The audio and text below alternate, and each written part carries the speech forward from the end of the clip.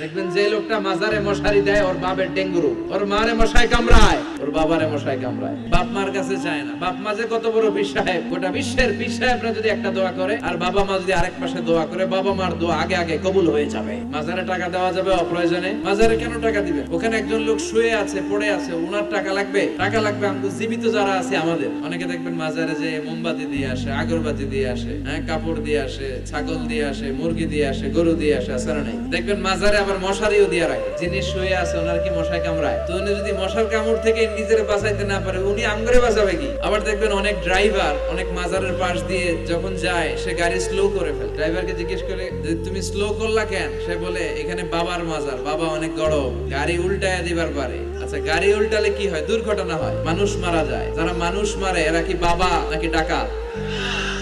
কেমন আল্লাহর ওলি, সে মানুষ মেরে ফেলে। জন্য মাজারে যে মানত করা যাবে, মানত করতে হবে একজনের নামে চিৎকার